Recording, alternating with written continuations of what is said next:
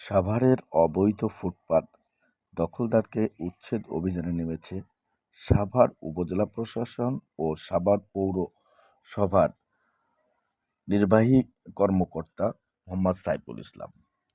আজ বিকেল ৩টায় সাভার রাজা লাক ফার্মের সামনে থেকে শুরু করে মাশরুম সেন্টার পর্যন্ত এই অবৈধ উচ্ছেদ অভিযান পরিচালনা করে।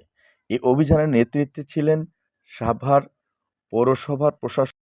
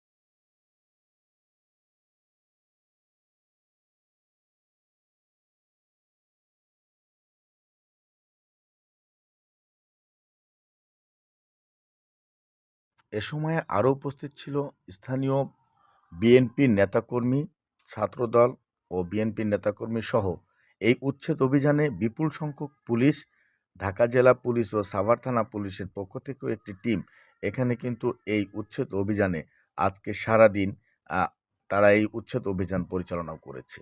যে সকল জিনিসপত্র এখানে অবৈধভাবে এইখানে পড়েছিল সেগুলো উচ্ছেদ